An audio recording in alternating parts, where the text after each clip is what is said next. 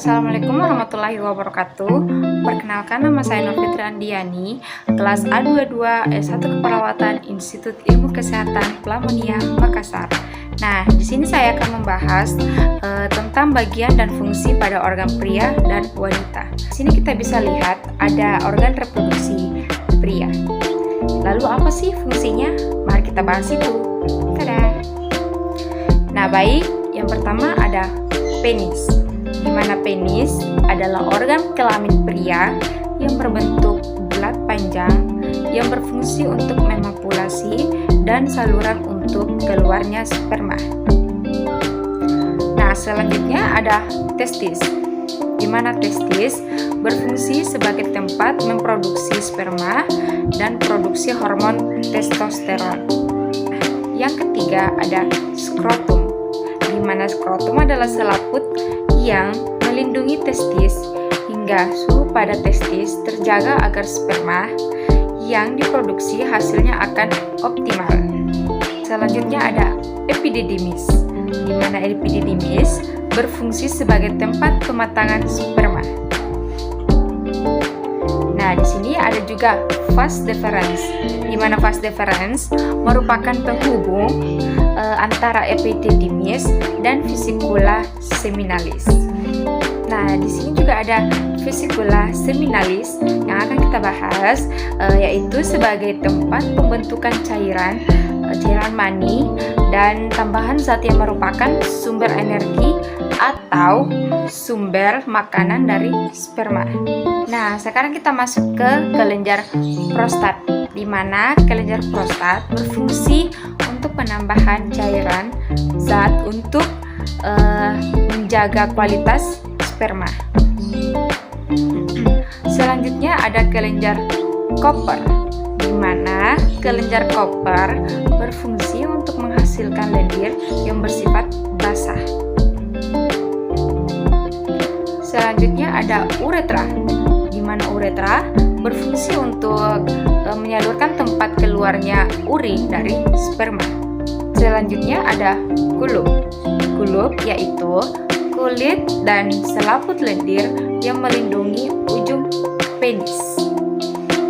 Nah, teman-teman, itulah tadi penjelasan dari bagian-bagian serta fungsinya dari organ reproduksi pria. Nah, sekarang kita akan membahas tentang organ reproduksi pada wanita. Mari kita bahas. Nah, sekarang saya akan membahas tentang organ reproduksi pada wanita, di mana terbagi dua yang akan kita bahas. Ada tampak depan pada reproduksi wanita dan ada tampak dalam pada reproduksi pada wanita. Nah, sekarang yang pertama kita akan bahas tampak depan organ reproduksi pada wanita. Nah, yang pertama ada mons pubis. Mons pubis berfungsi sebagai tempat tumbuhnya rambut kemaluan yang berfungsi untuk mengurangi pada melakukan hubungan intim. Nah, yang kedua ada klitoris. Nah, di mana klitoris terdapat banyak jaringan saraf yang pekat terhadap rangsangan. Nah, sekarang kita masuk ke uretra opening, di mana uretra opening berada pada tempat yang di bawah si klitoris yang merupakan lubang keluarnya urin. Sekarang kita masuk ke vagina, di mana vagina berada di bawah uretra opening. Lubang ini menuju rahim untuk melahirkan tempat keluarnya menstruasi dan untuk proses populasi.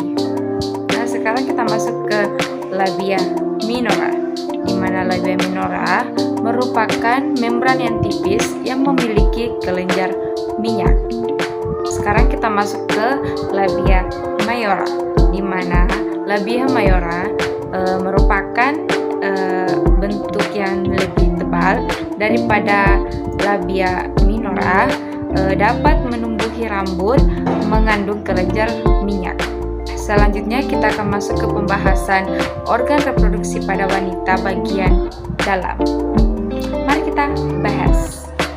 Nah, teman-teman, di sini ada organ reproduksi wanita pada bagian dalam ada ovarium, di mana ovarium berfungsi untuk sebagai tempat memproduksi zat telur atau ovum. Terdapat dua bagian, kanan dan kiri. Nah, di sini ada tuba Fallopi, di mana tuba Fallopi yaitu sebagai tempat ventilasi atau proses bertumbuhnya sel sperma dan sel telur. Nah, yang ketiga ada Fimbriae, di mana Fimbriae merupakan lumba-lumba yang menyerupai jaringan untuk membantu menggunakan sel telur setelah ovulasi. Nah, yang keempat ada fundus, di mana dia merupakan bagian atas dari uterus. Nah, selanjutnya ada endometrium, di mana endometrium merupakan sebagai tempat berinteraksi embrio yang di mana membran tersebut artinya menempel, yang berarti endometrium merupakan tempat menempelnya embrio. Nah, selanjutnya ada uterus, di mana uterus menempel embrio akan mengubah menjadi jaringan dan akan mengembang menjadi baik pada uterus. Nah, selanjutnya ada myometrium. Myometrium merupakan lapisan tengah dari uterus yang terdiri dari 3 otot polos. Nah, selanjutnya ada cervix, di mana cervix yaitu penghubung antara rahim dan vagina untuk menghasilkan lendir. Nah, yang terakhir ada vagina.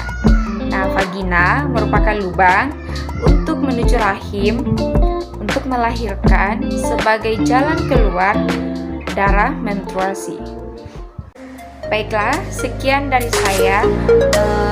Saya telah membahas tentang organ reproduksi pria dan wanita. Wabillahi taufiq wal hidayah.